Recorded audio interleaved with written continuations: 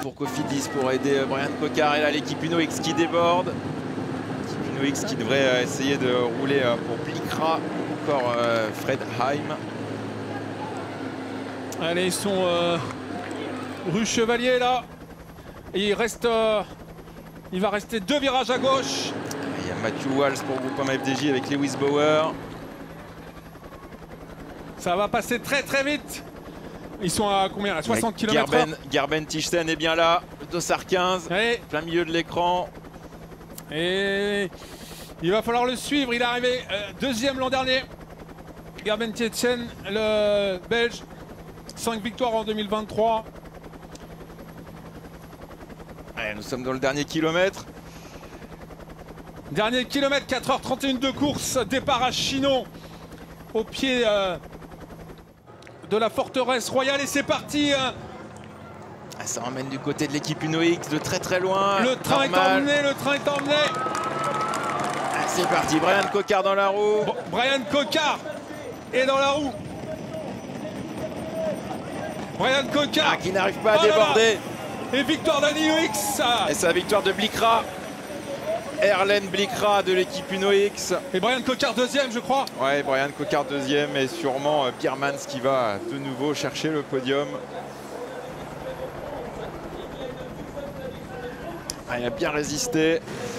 Brian Cocard n'a jamais été en mesure de déborder. Ah là là, il a manqué très peu. Et c'est Erlen Blikra qui s'impose. Erlen Blikra, le Norvégien de Uno X. C'est une surprise comme on avait eu il y a 2 ans. Il a terminé 8e à la panne cette semaine.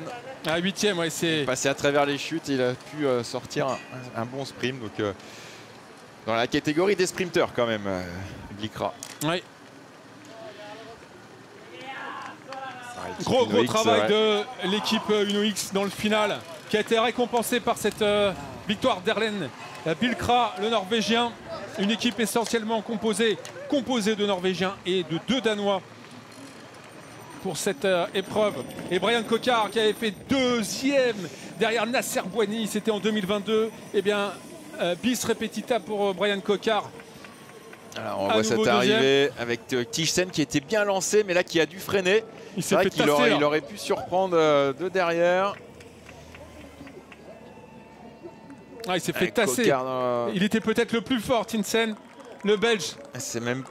Ah, il y a un vélo d'écart. Ouais. Victoire nette et sans bavure au sprint. C'est Mathis Lebert qui va aller chercher la 3e place du côté d'Arkea, qui a doublé son coéquipier Biermans.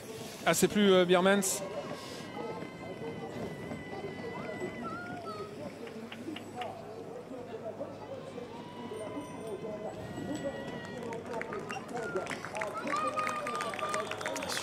Francisco Galvan, là, le coureur de la Cairn Pharma sur la droite de l'écran. Et Tichten, ouais, il peut avoir des regrets, hein, vu comment il était lancé. Il était sans doute le plus fort dans ce final. Il était bien lancé. Il a dû s'arrêter totalement, coincé le long de la barrière.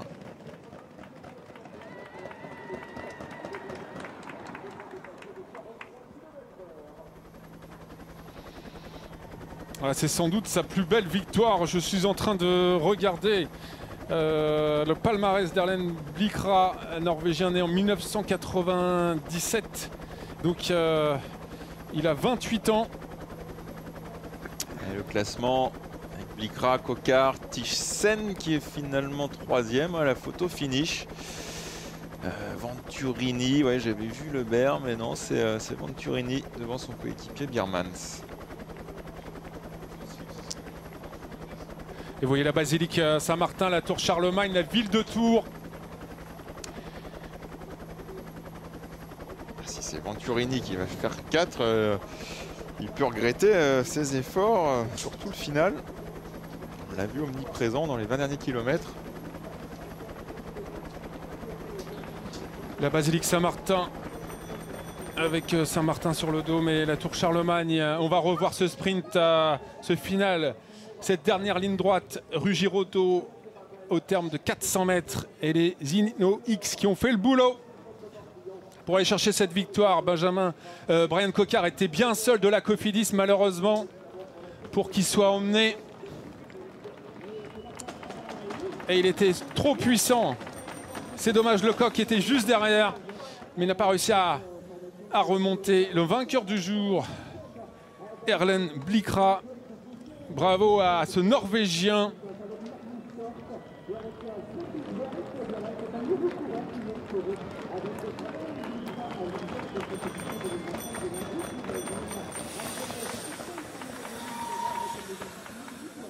C'est pas sans rappeler la victoire surprise de Rory Townsend, l'Irlandais, qui s'était imposé il y a 2 ans. Et on le voit à l'image, le Norvégien. Félicité. Brian Coquard là. Ah, c'est Brian Coquard, pardon. C'est les mêmes couleurs, j'étais... oui. Brian Coquard il peut être déçu. La cathédrale Saint-Gatien.